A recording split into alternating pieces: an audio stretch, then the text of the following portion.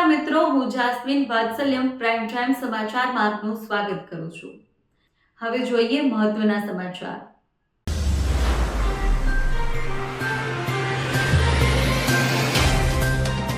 મોરબીમાં પછાત વર્ગના વિસ્તારોમાં મગરમચ્છની પીઠ જેવા રોડ।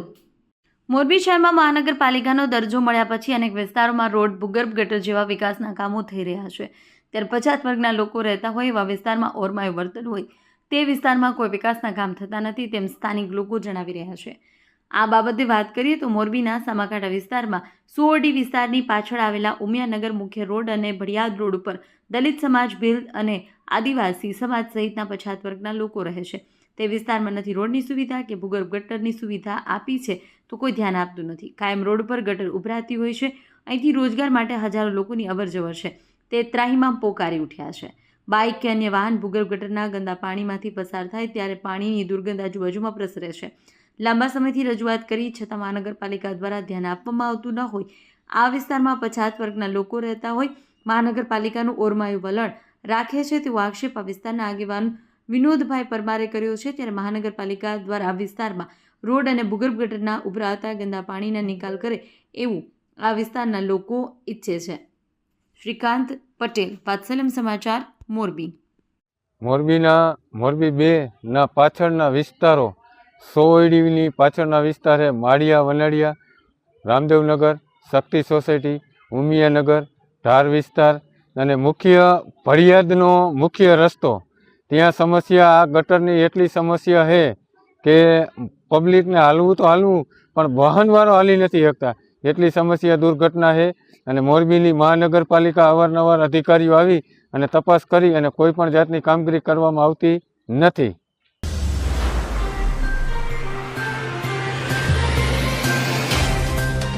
બગસરા તાલુકા પંચાયત ખાતે આશા વર્કર બહેનો ભેગી થઈ રેલી યોજી।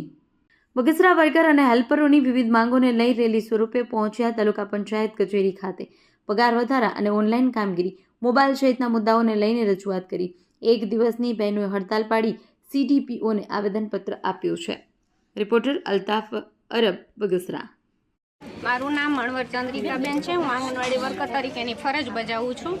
આજે અમારા બહેનો જે કંઈ પણ આંદોલન કરે છે એના મુખ્ય મુદ્દા તો પહેલાં તો અમારો પગાર વધારો, તેમજ સરકાર અમને મોબાઈલ આપે જેથી કરીને અમારા પોતાના પર્સનલ મોબાઈલમાં જે કંઈ પણ કામ કરીએ છીએ ભાઈ પરિસ્થિતિ એવી છે કે બેલેન્સના એક તો ભાવે એવા છે, બીજા નંબરમાં અમારા બધા બહેનોના ફોન પણ હેંગ થવા માંડ્યા છે। જ્યારે એવીટી એપ્લિકેશન બધી બહેનોએ જ્યારે ફોનમાં નાખી તો એ હાર્મફુલ છે, એટલે એ બધી એપ્લિકેશન અમારા ફોનને નુકસાન કરે છે। બીજા નંબરમાં સરકારને અમારી પાસેથી શું કામ કરાવવું છે કે વાત ઓછી હતી એમ પાછું BLOનું કામ પણ અમારી ઉપર નાખવામાં। અમારી ઘણી બહેનો BLOની કામગીરીમાં એટલી પરેશાન થઈ છે, તમે ન્યૂઝવાળા છો તમને ખ્યાલ જ છે, ઘણા શિક્ષકોએ આપઘાત પણ કરેલા છે, એ તો બધા જાણે જ છે। અમારી બહેનો માનસિક રીતે પણ ખૂબ જ પરેશાન છે।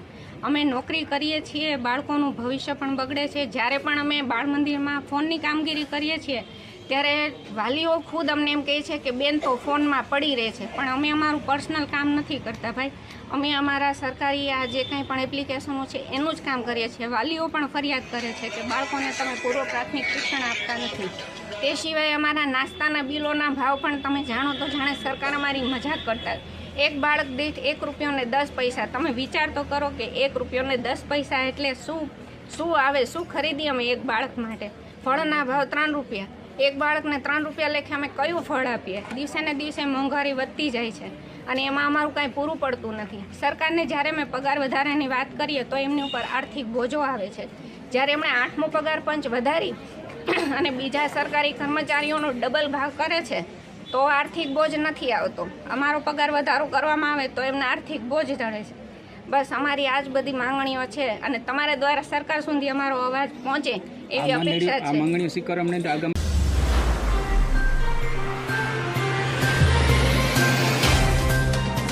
નસવાડી તાલુકામાં 4 શાળાઓના નવીન ઓરડાનું ખાતમુહૂર્ત ધારાસભ્ય અભયસિંહ તડવીના હસ્તે કરવામાં આવ્યું।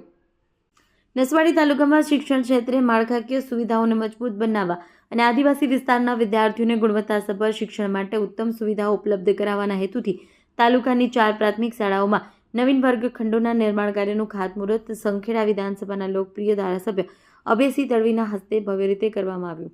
ખાતમુહૂર્ત પ્રસંગે જિલ્લા પંચાયત પ્રમુખ મલકાબેન પટેલ, નસવાડી તાલુકા ભાજપ સંગઠન પ્રમુખ જયરાજસિંહ ચૌહાણ, પૂર્વ એસટી નિગમના ચેરમેન જશુભાઈ ભીલ હાજર રહ્યા. ગ્રામજનોનો ઉત્સાહ વધાર્યો. આદિવાસી વિસ્તારોમાં શિક્ષણનો પાયો મજબૂત થાય તેમજ અંતરિયાળ વિસ્તારના વિદ્યાર્થીઓને પણ આધુનિક સુવિધાઓ મળી રહે તે માટે ધારાસભ્ય અભયસિંહ તડવી સતત સહકાર સમક્ષ અસરકારક રજૂઆતો કરી રહ્યા છે.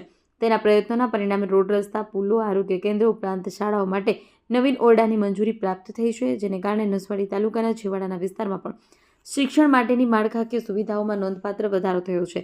હાલ નસવાડી તાલુકામાં 4 પ્રાથમિક શાળાઓની નવીન ઓરડાનું નિર્માણ કાર્ય મંજૂર કરવામાં આવ્યું છે. આ તમામ વિકાસના કામો દ્વારા તાલુકાના વિદ્યાર્થીઓને સ્વચ્છ, સુવ્યવસ્થિત અને આધુનિક શૈક્ષણિક માળખું પ્રાપ્ત થશે, જેનાથી શિક્ષણની ગુણવત્તામાં વધારો થશે. વિદ્યાર્થીઓના સર્વાંગી વિકાસને નવી દિશા મળશે. ગ્રામ પંચાયતના સભ્યો હવે મોટી સંખ્યામાં ગ્રામજનો હાજર રહ્યા હતા. તમામે આ વિકાસ કાર્યો બદલ ધારાસભ્ય અભયસિંહ તડવીનો આભાર વ્યક્ત કર્યો હતો. રિપોર્ટર મુકેશ પરમાર, નસવાડી.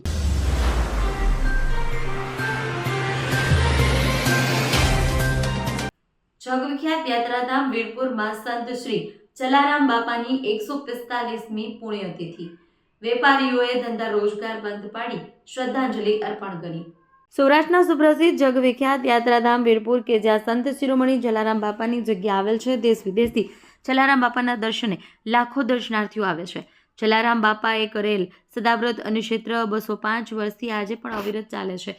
સંત શ્રી જલારામ બાપા સેવકો સાથે ભજન કરતા કરતા વિક્રમ સંવત 1937 મહાવદ 10મી બુધવારના દિવસે વૈકુંઠવાસ થયા. ત્યારથી ગુજરાતમાં માસ મુજબ મહાવદ અને 10મીના દિવસે જલારામ બાપાનો નિર્વાણ દિન એટલે કે આજે બાપુની 145મી પુણ્યતિથિ છે. દર વર્ષની જેમ આ વર્ષે પણ જલારામ બાપાની પુણ્યતિથિ દિવસે સમગ્ર વીરપુર ગામના તમામ નાના મોટા વેપારી, વીરપુર વેપારી એસોસિએશન પણ સંપૂર્ણપણે પોતાના રોજગાર ધંધા બંધ પાડી પૂજ્ય જલારામ બાપાને શ્રદ્ધાંજલિ અર્પણ કરી હતી. સાથે જ વીરપુર આવતા ભાવિકો, યાત્રાળુઓ માટે જલારામ બાપાની જગ્યામાં અન્નક્ષેત્ર તેમજ જલારામ બાપાના દર્શન રાબેતા મુજબ સમય ચાલુ રાખ્યા હતા અને વેપારી એસોસિએશને ચાલુ વર્ષે મહાવદ દશમ આજે જલારામ બાપાના મંદિરના જણાવ્યા પ્રમાણે જલારામ બાપાની પુણ્યતિથિ નિર્વાણ દિવસ તરીકે મનાવી તમામ વેપારીઓ પોતાના રોજગાર ધંધા બંધ રાખી જલારામ બાપાને શ્રદ્ધાંજલિ આપી હતી. સાથે આજે બાપાની 145મી પુણ્યતિથિ હોવાથી સવારથી જ ભાવિક ભક્તો દર્શન કરવા ધસારો જોવા મળી રહ્યો છે. સાથે જ ભાવિકોએ દર્શન કરી ધન્યતા અનુભવી છે. જલારામ બાપાના પરિવારજનો દ્વારા પણ સવારે બાપાની સમિધા ખાતે શ્રદ્ધાંજલિ અર્પણ કરાઈ હતી. અમુ સિંગલ, જેતપુર. આજે બાપાની 145મી પુણ્યતિથિ, આ ધંધા રોજગાર બધા નાના મોટા ઉદ્યોગો બધા બંધ રાખે છે. બહુ મોટી વાત છે, કારણ કે આ એક એવો પ્રસંગ છે કે બધા સંપીને ભાઈઓ બધા ધંધા વેપારી બંધ રાખે છે. આમાં કોઈ આવક કાંઈ જોતું નથી. બાપાના નામ ઉપર બધું આજે સજળ બંધ છે અને અહીંયા પણ ફંડ ફાળો લેતા નથી, કોઈ ફંડ લેવામાં આવતો નથી, કોઈ ફાળો લેવામાં નથી આવતો. અહીંયા બધું જો કંઈ ફ્રી ભોજન બધું ફ્રી છે, ચા પાણી ફ્રી છે, રહેવાની સગવડ બધા શ્રદ્ધાળુઓને કોઈ જાતની અડચણ નથી. બધાને અહીંયા સરખું આનંદ મળે છે દર્શન કરીને. તમને કેવું લાગ્યું આ દર્શન કરીને? બહુ અમે ધન્ય થઈ ગયા, કારણ કે બાપાના દર્શન કરી આજે ગુરુવાર છે, એની તિથિ છે, બધું ભેગું છે પુણ્યતિથિ. એટલા માટે અમે આજે સંજોગોમાં બધું ભેગું થયું અને અમે દર્શન કરવા પધાર્યા છીએ અને અમને આનંદ થયો બહુ.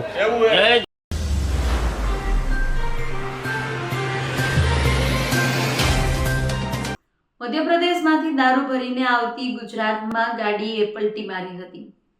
પોલીસે પીછો કરતા બુટલેગરો ભાગવાનો પ્રયાસ કર્યો. તે દરમિયાન દારૂ ભરેલી ગાડી પલટી ગઈ. ગરબાડા પીએના માર્ગદર્શન હેઠળ ગરબાડા પોલીસ સરાહનીય કામગીરીથી બુટલેગરોમાં ફફડાટ. અવનવા કિમી આજમાવી બુટલેગરો મધ્યપ્રદેશમાંથી દારૂ ઘુસાડતા હોય છે. રાત્રિના સમયે પોલીસે પીછો કરતા ફોરવ્હીલ ગાડી બિલવા ગામે પલટી મારી ગઈ. અંધારાનો લાભ લઈ બુટલેગરો ગાડી છોડી ફરાર થઈ ગયા. પોલીસે ગાડીમાંથી 3 લાખથી વધુનો વિદેશી દારૂ જપ્ત કર્યો છે.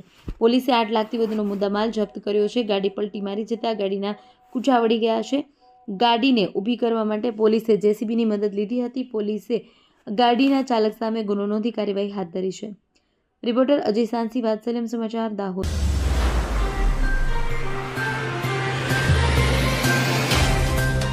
દાહોદ શહેરની સ્માર્ટ નગરપાલિકા દ્વારા ટ્રાફિકથી ધમધમતા સ્ટેશન રોડ પર ભૂવો પડતા ભૂવાને ઢાંકવા માટે ભૂવામાં ઝાડ રોપવામાં આવ્યું છે. દાહોદ શહેરની સ્માર્ટ નગરપાલિકા દ્વારા ટ્રાફિકથી ધમધમતા એવા સ્ટેશન રોડ પર ભૂવાને ઢાંકવા માટે ઝાડ રોપવામાં આવ્યા છે. સ્માર્ટ નગરપાલિકા દાહોદની સ્માર્ટ કામગીરી મુખ્ય માર્ગ પર ભૂવો પડતા કોઈ પણ બેરિકેડ મૂકવામાં આવ્યા નથી. ભૂવામાં ઝાડ રોપી સ્માર્ટ કામગીરીનું પ્રદર્શન કર્યું છે. સ્માર્ટ સિટી અંતર્ગત સ્ટેશન રોડ વિસ્તારમાં દબાણો તોડીને કરોડો રૂપિયાના ખર્ચે સ્માર્ટ રોડ બનાવવામાં આવ્યો, પરંતુ સ્માર્ટ રોડ પર વરસાદ પહેલાં જ ભૂવો પડતા પાલિકા દ્વારા ભૂવામાં ઝાડ રોપવામાં આવ્યું. હજારોની સંખ્યામાં માર્ગ પર વાહન વ્યવહાર થતો હોય છે, પરંતુ પાલિકા તંત્રએ ભૂવાના સમારકામની જગ્યાએ ઝાડ રોપી બુદ્ધિનું પ્રદર્શન કર્યું. રેલવે સ્ટેશન, બસ સ્ટેશન સહિત દાહોદ શહેરનો મુખ્ય માર્ગ ગણાતા એવા સ્માર્ટ રોડની આવી હાલત છે. સામાજિક અગ્રણીઓ અને આમ આદમી પાર્ટીના કાર્યકરો દ્વારા બેરિકેડ મૂકી ભૂવાની પાસે બોર્ડ મૂકવામાં આવ્યું છે. રાત્રે કોઈ અકસ્માત ન સર્જાય તે માટે આમ આદમી પાર્ટીના અગ્રણીઓ તેમજ અન્ય સામાજિક કાર્યકરો દ્વારા રાત્રે બોર્ડ મારીને લોકોને જાગૃત કરવાનો પ્રયાસ કરવામાં આવ્યો છે. દાહોદ સ્માર્ટ નગરપાલિકાની કામગીરી સામે શહેરવાસીઓમાં પણ રોષ વ્યવહારથી સવારથી ભૂવો પડતા છતાં પાલિકા તંત્રએ માત્ર ઝાડ રોપી સંતોષ માન્યો. રિપોર્ટર અજી સાંસી, વાત્સલ્યમ સમાચાર, દાહોદ. જોહાર. આજે દાહોદ નગરનો જે મુખ્ય માર્ગ કહી શકાય, જે સ્ટેશન રોડ છે, એને સ્માર્ટ સિટી અંતર્ગત જોવા જઈએ તો એને કદાચ આઇકોનિક રોડ પણ કહી શકીએ અથવા તો સ્માર્ટ રોડ પણ કહી શકીએ. પણ આજે ભાજપ સરકારના મળતિયાઓને આપવામાં આવતા જે કોન્ટ્રાક્ટરો જેટલા પણ છે, જે સ્માર્ટ સિટીની અંદર કોન્ટ્રાક્ટરોએ કામ લીધું છે, એટલે જે 1 વર્ષની અંદર અમને લાગે છે ત્યાં સુધી આ જે રોડ દેખાય છે એ આવતા ચોમાસા સુધી દેખાવાના નથી. એની જે શરૂઆત છે એ ભૂગર્ભ ગટરનું ઢાંકણું તૂટી જવાથી આજે સવારથી જે સ્થિતિ દેખાય છે એમાં આ જે ઝાડ દેખાય છે, ઝાડ રોપીને ક્યાંક પ્રોટેક્ટ આપી રહ્યા છે. આની આગળ કોઈ નગરપાલિકાએ કે સ્માર્ટ સિટીએ ક્યાંય સેફટી માટે કશું જ મૂકેલું નથી. એટલે કદાચ મને એવું લાગે છે કે આખી રાતમાં કદાચ એક્સિડન્ટ થવાની રાહ જોતા હશે આ લોકો. એટલે પરિસ્થિતિ એવી છે કે કોઈને ધ્યાન આપવું નથી. એટલીસ્ટ આ રાત દરમિયાન જે પરિસ્થિતિ શું થશે એના માટે પણ કોઈ ધ્યાન આપવું નથી. આ ભાજપના મળતિયાઓ, એના લીધે પડેલા ખાડા, હું જનતાને એમ કહું છું કે આ જેટલા પણ આપણે વોટ આપ્યા છે ને, એક દિવસ આવા ખાડામાં જ આપણે પડવાના છીએ. એટલે આ હવે જાગી જાઓ અને આવા ખાડાઓથી હવે સાવધાન રહીએ. અને રાતભરની અંદર જે પણ જે મુખ્ય માર્ગ પર આવવાના છે, રાહદારીઓ છે કે નગરજનો છે, તમામને આ જાહેર જનતા જો એક સંદેશ છે કે આ રોડ પર આવતા આ મોટો ખાડો પડી ગયો છે, એ ખાડામાં ભલે આપણે અત્યાર સુધીમાં ભાજપને વોટ આપ્યા છે, પણ એ વોટ આપ્યા છે તો એ ખાડામાં પાડવા માટે નથી આપ્યા, એ પણ એમને જણાવજો અને આ ખાડાથી સાવચેત રહેજો. જોહાર. જય આદિવાસી. કેતન બામણિયા, આમ આદમી પાર્ટી. દાહોદ સ્માર્ટ સિટીનો મેઇન સ્ટેશન રોડ એરિયાનો આ રસ્તો છે અને ભરચક રસ્તો છે. એની વચ્ચેનો વચ્ચ સવારથી ગટરનું ઢાંકણું તૂટી ગયું છે. અહીંયા એટલી બધી ભીડ છે, એટલી બધી ટ્રાફિક છે, તોય છતાં નગરપાલિકા કે સ્માર્ટ સિટી હજી સુધી જોયું નથી. આ ઢાંકણું તૂટવાનું કારણ કે સ્માર્ટ સિટીમાં ખુલ્લેઆમ ભ્રષ્ટાચાર થયેલો છે. ખુલ્લેઆમ જગ્યાએ આ ઢાંકણા તૂટેલા છે. ઢાંકણા એ બરોબર લેવલમાં ફિટ કરેલા નથી. મોટા ભાગની સોસાયટીઓમાં પણ ઢાંકણા તૂટી ગયા છે. ગટરોના ઢાંકણા તૂટી ગયા. વારંઘડી અકસ્માત થાય છે. આ સ્ટેશન રોડનો મેઇન એરિયા છે. મેઇન એરિયામાં સવારથી ઢાંકણું તૂટેલું છે. અહીંયા ઝાડ નાખવું પડ્યું. અહીં અકસ્માતનો ભય છે. કોઈ પણ આની અંદર પડે તો બચે ને એવી શક્યતા છે. બીજી વાત કરું કે સ્માર્ટ સિટીની અંદર હમણાં જ ગોધી રોડ પર રખડતા શ્વાનોએ ઢગલો બંધ લોકોને કરડ્યા હતા અને એમને હોસ્પિટલમાં એડમિટ કરવા પડ્યા હતા. એની સાથે સાથે અમારા જે કાઉન્સિલર છે એમને પણ ગધેડાઓએ લાત મારી તો હમણાં એ કોમાની અંદર છે, જીવન મરણની પથારી પર પડેલા છે. એટલે આ સ્માર્ટ સિટીની અંદર હજારો કરોડ રૂપિયા ચાવ કરી દેવામાં આવ્યા. વાટકો લઈને જે નગરપાલિકાના પ્રેસિડેન્ટો આવેલા એ હમણાં હવેલીઓ બાંધીને બેઠા છે. ચારે તરફ દાહોદ સ્માર્ટ સિટીની અંદર હજારો કરોડનો ભ્રષ્ટાચાર થયેલો છે અને હવે તો એવું સાંભળવામાં આવ્યું છે કે આ સ્માર્ટ સિટીને પણ કેન્સલ કરવામાં આવી છે. આ દાહોદની અંદર જે મકાનોની અંદર રહેતા હતા એ લોકોના મકાનો સ્માર્ટ સિટીના નામે તોડી નાખ્યા. જે દુકાનો એમને ફાળવવામાં આવી હતી એમને પણ સ્માર્ટ સિટીના નામે એ દુકાનો પણ તોડી નાખવામાં આવી હતી. ચારો તરફ સ્માર્ટ સિટીમાં ભ્રષ્ટાચાર કરેલો છે. એટલે આ નગરપાલિકાની સ્માર્ટ સિટી હાવ ખાડે ગઈ છે એવું અમે કહેવા માંગીએ છીએ. દાહોદ જિલ્લા પ્રમુખ હર્ષદભાઈ નીનામા.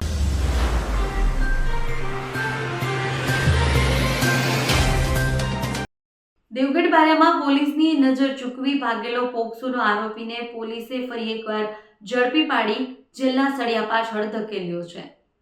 દાહોદ જિલ્લામાં કાયદો અને વ્યવસ્થાને પડકાર ફેંકનાર એક કેદીને ભાગવાની કોશિશ આખરે નિષ્ફળ નીવડી છે. દેવગઢ બારિયા સબ જેલમાંથી સારવાર માટે હોસ્પિટલ લાવવામાં આવેલો દુષ્કર્મનો આરોપી પોલીસની નજર ચૂકવી ફરાર થઈ ગયો. લીમખેડા તાલુકાના હાથિયાવન ગામનો મનોજ ભરત કટારા, જેને વર્ષ 2025માં એક સગીરા પર જાનથી મારી નાખવાની ધમકી આપી દુષ્કર્મ ગુજારવાનો ગંભીર ગુનો જેલમાં છે. પોક્સો હેઠળ સજા કાપી રહેલા કાચા કામના કેદીને સારવાર માટે હોસ્પિટલ લાવ્યો હતો અને હોસ્પિટલમાં સારવારની પ્રક્રિયા ચાલતી હતી. પોલીસ એસ્કોર્ટની ટીમ સાથે હતી. પણ શાતીર મનોજ કટારા તકની શોધમાં હતો, જેથી પોલીસની નજર થોડી પણ ચૂકી તરત જ મનોજ કટારા ત્યાંથી પલાયન થઈ ગયો. જેલ જાપ્તામાંથી કેદી નાસી છૂટા પોલીસ બેડામાં દોડધામ થઈ અને વાયુવેગે સમાચાર ફેલાય. આખા જિલ્લામાં નાકાબંધી કરી દેવામાં આવી. દાહોદ જિલ્લા પોલીસની અલગ અલગ ટીમો મેદાને ઉતરી બાતમીદારોને સક્રિય કરવામાં આવ્યા અને દાહોદ પોલીસની સચોટ બાતમી મળી. ફરાર થયેલા મનોજ કટારા પોતાના ઘરે હાથિયાવન પહોંચ્યો છે. મોડું કર્યા વગર પોલીસે તેનો ઘરે ઘેરો ઘાલ્યો અને પોલીસ જાપ્તામાંથી ભાગવાની હિંમત કરનારા પોક્સો આરોપીને દબોચી લીધો. મનોજ કટારા દુષ્કર્મનો ગુના તો હતો જ, પણ હવે પોલીસ કસ્ટડીમાંથી ભાગવા બદલ પણ વધુ એક ગુનો નોંધાયો છે. હાલ આ આરોપીને ફરીથી જેલના સળિયા પાછળ ધકેલી દેવામાં આવ્યો છે. રિપોર્ટર અજી સાંસી, વાત્સલ્યમ સમાચાર, દાહોદ.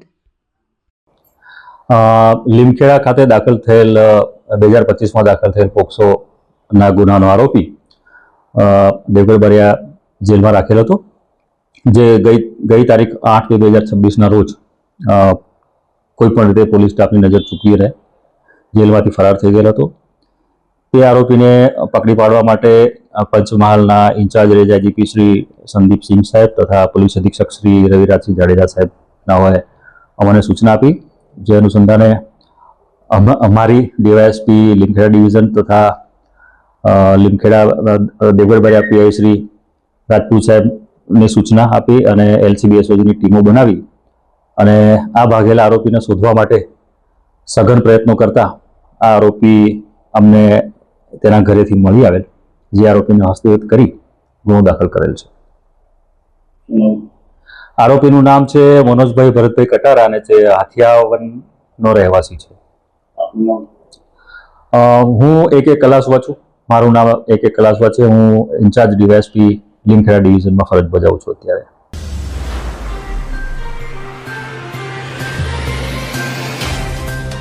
ધારીમાં છોટા હાથીમાં આઈસ્ક્રીમ પાર્લરની ગાડીમાં આગ લાગી. અકસ્માતે છોટા હાથી ગાડીમાં રાજસ્થાની આઈસ્ક્રીમ પાર્લરમાં આગ લાગી. ધારીની અજંતા સોસાયટી નજીક આઈસ્ક્રીમ પાર્લરમાં આગ લાગી છે. છોટા હાથી ગાડીમાં અકસ્માતે આગની ઘટના બનતા અફડાતફડી મચી. નજીકના સીએનજી પેટ્રોલ પંપ હોવાથી અફરાતફરી મચી. ધારી પાલિકા પાસે ફાયર ફાઇટર ન હોવાથી જેટિંગ મશીન દ્વારા આગ પર કાબૂ મેળવાયો. ધારી પાલિકાના જેટિંગ મશીન દ્વારા આગ પર કાબૂ, મોટી નુકસાની સાથે જાનહાની અટકી. રિપોર્ટર સરફરાજ ખોખર, વીજ પડી, અમરેલી.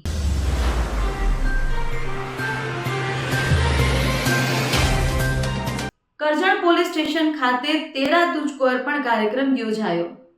કરજણ પોલીસ દ્વારા પોલીસ સ્ટેશન ખાતે 7મો તેરા તુજકો અર્પણ કાર્યક્રમ આયોજિત કરવામાં આવ્યો, જેમાં જૈન દેરાસરમાં થયેલા કુલ મુદ્દામાલમાંથી 15,15,000નો મુદ્દામાલ જૈન દેરાસરના ટ્રસ્ટીઓને પરત કરાયો હતો. આ ઉપરાંત 1,16,000ના ચોરી થયેલા 7 મોબાઈલ ફોન તેમજ સાયબર ફ્રોડના 4,13,000 રૂપિયા જે તે ખાતા ધારકને પરત કરી કરજણ પોલીસ દ્વારા ખૂબ જ સરાહનીય કામગીરી કરવામાં આવી હતી, જેને ત્યાં હાજર લોકોએ બિરદાવી હતી. રિપોર્ટર નરેશ પરમાર, કરજણ.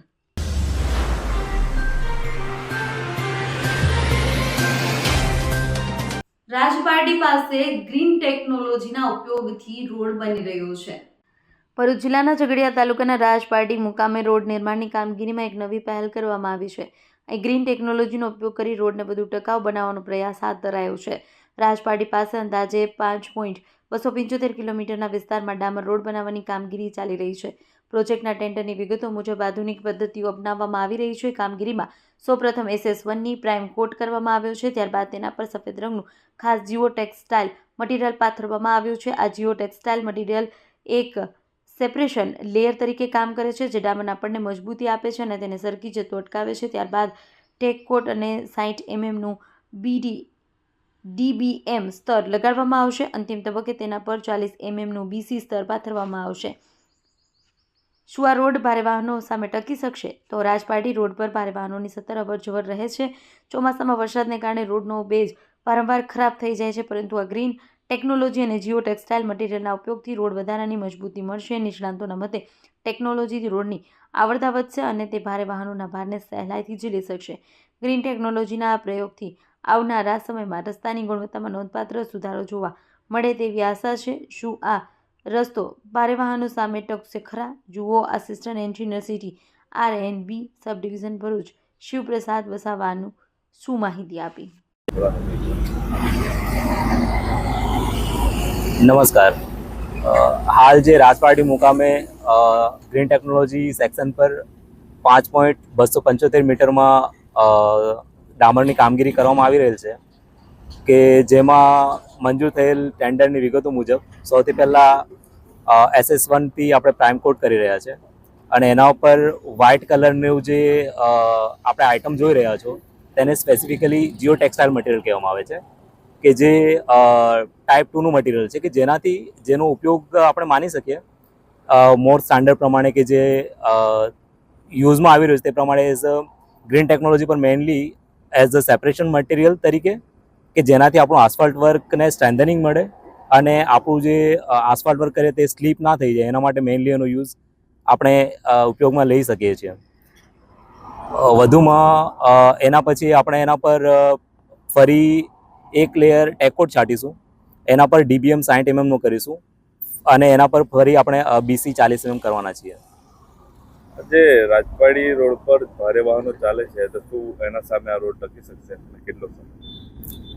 હા, જે પ્રમાણે ઉપયોગ આ નવી ટેકનોલોજી આપણે કરી રહ્યા છે, ગ્રીન ટેકનોલોજીથી આપણે વરસાદમાં જે પ્રમાણે જોયું છે જેથી આખી બેઝ ખરાબ હતી એને સ્ટ્રેન્થનિંગ આપી છે. તો તે પ્રમાણે એમના પ્રમાણે જે આપણે યુઝ કરી રહ્યા છે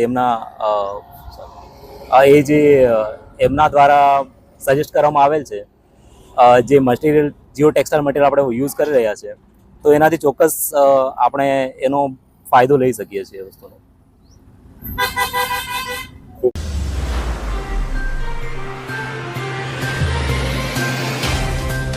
અમરેલી એમ્સ હોસ્પિટલ પૈસા ભરશો તો જ કરશે સારવાર. તારીખ 30/1/2026ના લીલિયાના નાના કણકોટ ગામમાં ઇન્દુબેન નામના દર્દીને રાત્રિના 11:30 વાગ્યે હૃદયની બીમારી સબબ અમરેલીની એમ્સ હોસ્પિટલ દાખલ કર્યા હતા. અહીં ફરજ પરના ડોક્ટરે ગરીબ દર્દીના સગાને PMJ કાર્ડ કઢાવવાની સલાહ આપવાને બદલે સારવારની રકમ ભરો તો સારવાર થશે તેવો આગ્રહ રાખતા સામે દર્દીના દિયર વાડિયાભાઈ ખુમાણ કહેલ કે આવકનો દાખલો વગેરે મંગાવી આપીએ છીએ, કાર્ડ કઢાવી આગળની સારવાર કરો. ડૉક્ટર આવી ગંભીર બીમારીમાં દર્દી ઇન્દુબેનને અન્ય હોસ્પિટલમાં ખસેડવાની રિફર નોટ લખી રજા આપી દીધી. બાદમાં દર્દીને સિવિલ હોસ્પિટલ અમરેલી ખાતે લવાયા અને તે જ તારીખે સિવિલ હોસ્પિટલ દ્વારા દર્દીને PMJ કાર્ડ કાઢી આપવામાં આવ્યું. બાદમાં દર્દીને રાજકોટ ખાતે લઈ જઈ સદભાવના હોસ્પિટલમાં કાર્ડ આધારે એન્જિયોગ્રાફી કરી એક નળી બ્લોક આવતા સ્ટેન્ડ બિલકુલ મફતમાં બેસાડવામાં આવ્યું હતું. આમ દર્દીના પરિવારને આર્થિક લાભ થયો હતો. જ્યારે અમરેલીની એમ્સ હોસ્પિટલ દ્વારા માત્ર પૈસા ભરો અને સારવાર લોનો આગ્રહ રાખી દર્દીને અન્યત્ર રિફર કરતા દર્દીના દિયર પત્રકાર વાડિયાભાઈ ખુમાણ દ્વારા જિલ્લા આરોગ્ય અધિકારી તથા CMOમાં લેખિત રજૂઆત કરી સુપ્રીમ કોર્ટના આદેશનો ભંગ કરનાર અમરેલીની એમ્સ હોસ્પિટલ મેનેજમેન્ટ અને ડૉક્ટર વિરુદ્ધ કાર્યવાહીની માંગ કરી છે. રિપોર્ટર સરફરાઝ ખોખર, વીજપડી, અમરેલી. નમસ્કાર, હું છું વાડિયાભાઈ ખુમાણ, પત્રકાર, અમરેલીમાં રહું છું. બનાવ એવો છે કે તારીખ 30/1/2026ના રોજ મારા વતનના ગામ નાના કણકોટથી મારા ભત્રીજા કિશોરભાઈ ખુમાણ એમના મમ્મીને લઈને ગારિયાધાર ગોકુળ હોસ્પિટલમાં ગયેલા. ત્યાં એમને હૃદયની તકલીફ થતાં એમણે બેનને રિફર કર્યા તો અમરેલી અહીંયા એમ્સ હોસ્પિટલમાં 11:30 રાત્રિના થઈ ગયા. એ પછી દાખલ કરવામાં આવ્યા અને જેવા દાખલ કર્યા એ પછી ડૉક્ટરે કોઈ પણ પ્રકારનો ટચ કર્યા વગર, દર્દીને કોઈ સારવાર કર્યા વગર, કોઈ બ્લડ સેમ્પલ લીધા વગર કે કોઈ કાંઈ પણ પ્રકારની કોઈ કર્યા વગર એમને સીધું જ એવું કહેવામાં આવ્યું કે તમે આ એન્જિયોગ્રાફીના પૈસા ભરી દો, બેનની તબિયત વધારે સિરિયસ છે, એન્જિયોગ્રાફી કરવી પડશે. એ દરમિયાન હું ત્યાં પહોંચી જતાં મેં એમ કહેવાય કે ડૉક્ટરશ્રીને કીધું કે ભાઈ આ કાર્ય જે સરકારશ્રીનું કાર્ડ છે PMJ યોજનાનું, એ કાર્ડ કઢાવીને તમે આગળ કાર્યવાહી કરો. તો એવું ન ચાલે ને આ સિરિયસ કેસ છે ને આમાં પૈસા ભરવા જ પડે ને એમાં ચાલે નહીં ને એમ કરીને અમારી સાથે એની સાથે માથાકૂટ થોડી ઘણી કરેલી. એ સિવાય મેં એવો આગ્રહ રાખ્યો કે ભાઈ તમે અમારી પાસે આવકનો દાખલો છે, રેશન કાર્ડ છે, આધાર કાર્ડ છે, તો આ PMJ કાર્ડની વ્યવસ્થા તરત થઈ શકે એમ છે. તો કે એ કાર્ડનું એક્ટિવેશન થતાં 4 દિવસ ત્યાં સુધી દર્દીને સારવાર તમારે અગાઉ કરવી પડે. આવા સિરિયસ કેસમાં જો આવા દર્દીઓને સારવાર કર્યા વગર ત્યાંથી રજા આપી દે, રિફર નોટ લખી દે, રિફર નોટમાં ખુદ ડૉક્ટર સ્વીકારે છે કે કન્ડિશન સ્થિતિ તો ખરાબ છે અને સુપ્રીમ કોર્ટનો આદેશ છે કે જે દર્દીની હાલત ગંભીર હોય એને પ્રાથમિક સારવાર આપ્યા વગર ત્યાંથી રજા આપી શકાય નહીં. આમ છતાં સુપ્રીમ કોર્ટના આદેશનો પણ એણે એમ્સ હોસ્પિટલ અમરેલીએ ભંગ કર્યો છે અને ત્યાંથી અમે એને તરત જ રજા આપતા અમે સિવિલ હોસ્પિટલમાં રાતના 9 વાગ્યાની આસપાસ લઈ ગયેલા 31 તારીખે અને બીજે દિવસે સિવિલ હોસ્પિટલ તરફથી અમને PMJ કાર્ડનું કાર્ડ કાઢી આપવામાં આવ્યું અને કાર્ડ કાઢ્યા પછી અમે એમને બીજે દિવસે રાજકોટ લઈ ગયા. રાજકોટ ખાતે 3/2/2026ના સફળ ઓપરેશન, એક સ્ટેન્ટ બેર, એક નળીમાં, અને સારી રીતે એની સારવાર થઈ ગઈ. જો આ VM કાર્ડ દ્વારા સિવિલ હોસ્પિટલ કાર્ડ કઢાવી દીધી હોય અને એ કાર્ડ દ્વારા રાજકોટ હોસ્પિટલ જો સારવાર મફતમાં કરી દીધી હોય તો એમ્સ હોસ્પિટલમાં કેમ ન આવી સારવાર થાય, એવો મારો સવાલ છે. અને આ બાબતે મેં જિલ્લા આરોગ્ય અધિકારીને એક અરજી આપી, આરોગ્ય મંત્રીને એક અરજી આપી છે, સરકારશ્રીમાં લખ્યું છે, અને તમામ વિભાગમાં આ અરજી આપી અને મારી રજૂઆત કરી છે. અને આ એમ્સ હોસ્પિટલ અમરેલીનું લાયસન્સ રદ કરવામાં આવે, એમના વિરુદ્ધમાં દંડની કાર્યવાહી કરવામાં આવે. જય નમસ્કાર.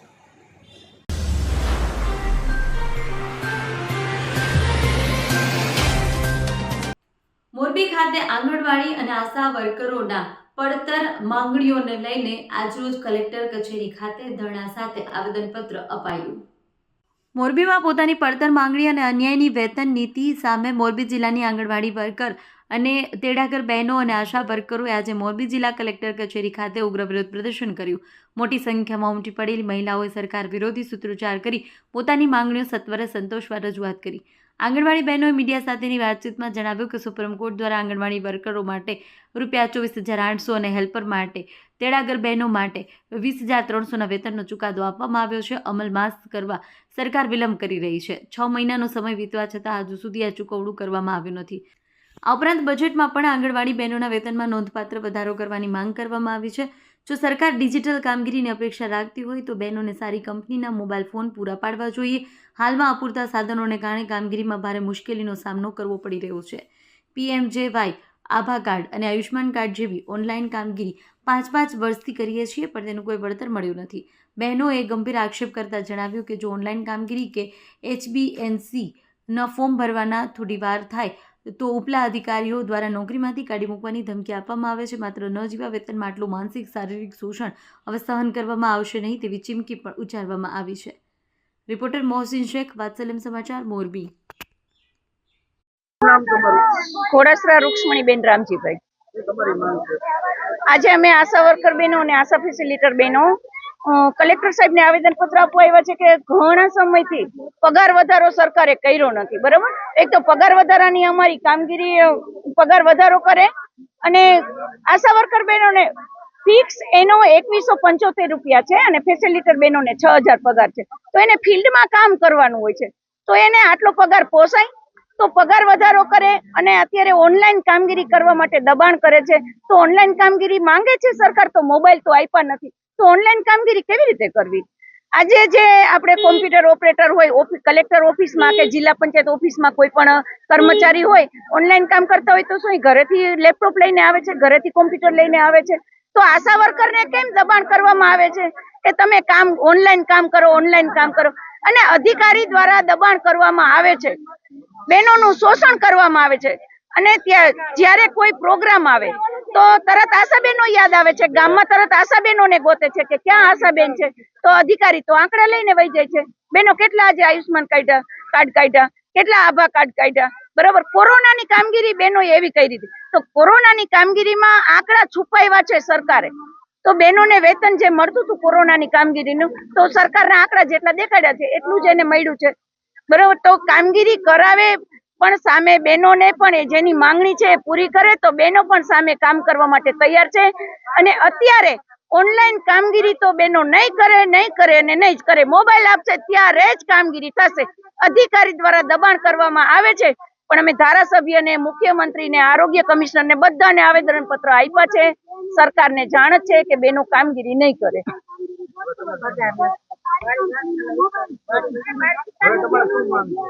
અત્યારે અમારો પગાર વધારો કરે, બજેટ વહી ગયું છે, કેન્દ્ર સરકારનું અત્યારે બજેટ આવવાનું છે, તો એમાં બહેનોના પગાર વધારાનો સમાવેશ કરે અને મોબાઈલ આપે સારી ક્વોલિટીના. એ તો હવે સરકારને પૂરી કરવી હશે ત્યારે કરશે, પણ હવે પછી પૂરી અમારી માંગણી નહીં થાય તો અમે સરકારને અલ્ટિમેટ આપશું અને હવે પછી અમે શું પ્રોગ્રામ કરશું એ તો અમે ત્યારે જ જાહેર કરશું. મારું નામ સંઘાણી રંજનબેન છે. હું સૌરાષ્ટ્ર ઝોનની પ્રમુખ છું અને ઓલ ગુજરાતની ઉપપ્રમુખ છું. અમારી માંગણીમાં આજે આખા ભારતમાં તમામ નાના કર્મચારી અને મોટા કર્મચારી, બેંક LIC થી માંડી અને પટાવાળા સુધીના તમામ કર્મચારીઓ સરકાર સામે અત્યારે લડતના મૂડમાં છે અને આજે 12 તારીખે લડાઈના મેદાનમાં આખું ભારત ઉતરેલું છે, ત્યારે એના અનુસંધાને ગુજરાતમાં પણ આપણે 12 તારીખની આજ લડાઈ રાખેલી છે. એના અનુસંધાને મોરબી જિલ્લામાં આંગણવાડી વર્કર અને આશા વર્કર, ફેસિલિટર બહેનો, હેલ્પર બહેનો, તમામ બહેનો આજે આ કેન્દ્ર બંધ રાખી અને આજના એક દિવસ પૂરતા કામથી અળગા રહેશે. અમારી મેઇન માંગણી છે સરકારને ડિજિટલ ઇન્ડિયા બનાવવું છે, તો આંગણવાડી વર્કર બહેનોને અને આશા વર્કર બહેનોને ડિજિટલ કામગીરી કરવા માટે મોબાઈલ જોઈએ. તો સરકારે મોબાઈલ નથી આપ્યા, ખાલી સિમ કાર્ડ આપેલા છે, તો ખાલી સિમ કાર્ડથી બહેનો કામ કેવી રીતે કરે? બીજા નંબરમાં છે કે સુપ્રીમનો ચુકાદો આવી ગયેલો છે કે આંગણવાડી વર્કર બહેનોને 24,800 અને હેલ્પર બહેનોને 20,300 ચૂકવવા, અને 6 મહિનાની મુદત આપેલી હતી. એ 6 મહિના આજ પૂરા થવા આવ્યા છે, તો પણ સરકારના પેટનું પાણી હલતું નથી. નથી લઘુત્તમ વેતન આપ્યું કે નથી 24,800 લાગુ કર્યા. તો એના માટે અત્યારે અમારી ખાસ નમ્ર અપીલ છે, અને અમે બજેટની રાહ જોતા હતા કે બજેટમાં કદાચ સરકારે એનો સમાવેશ કરશે, પણ બજેટમાં એને કાંઈ આપ્યું નથી. તો હજી પણ અમે રાહ જોઈએ છીએ કે 24,800 વર્કરના અને 20,300 હેલ્પરના હજી બજેટને વાર છે ગુજરાત સરકારના, તો એમાં લાગુ કરે. અને જો એમાં નહીં કાંઈ આવે તો પછી આગળ ઉપર અમે શું કરશું એ પછી અમે નિર્ણય કરશું. અને સરકારને કુપોષણ દૂર કરવું છે, તો બાળકોને 10 પૈસા શાકભાજીના આપે છે, તો 20 બાળકો હોય ત્યારે કેન્દ્ર ઉપર 2 રૂપિયા થાય. તો 2 રૂપિયામાં આ મોંઘવારીમાં આજના આ સમયમાં આંગણવાડી વર્કર કે હેલ્પર કઈ શાકભાજી લાવે અને બાળકને આપે? અને 2 રૂપિયાની શાકભાજીમાં 20 બાળકોનું કુપોષણ કેવી રીતે દૂર કરે? તુવેર દાળ બજારમાં લેવા જાવ 180 રૂપિયા, 200 રૂપિયા, જ્યારે આંગણવાડી વર્કરને 80 રૂપિયા ચૂકવાય. ચણા લેવા જાવ તો આંગણવાડી વર્કરને 60 રૂપિયા ચૂકવાય, 100 રૂપિયા, 150 રૂપિયા કઠોળ મળતું હોય. તો આ બધા સરકાર 2018 પછી આમાં એક પણ રૂપિયાનો ફેરફાર કરેલો નથી. તો વહેલી તકે આ ફેરફાર કરે, બહેનોને નિયમિત બિલ ચૂકવે, મકાન ભાડા ચૂકવે, પગાર ટાઈમે નાખે, અને કમસે કમ 24,800 જ્યાં સુધી લાગુ ન કરે ત્યાં સુધી કેન્દ્ર સરકારનું લઘુત્તમ વેતન આપે ને આપે. આ અમારી ખાસ આજની માંગણી છે. તો હતા અત્યાર સુધીના સમાચાર. આવતીકાલે ફરીથી મળીશું. નમસ્કાર.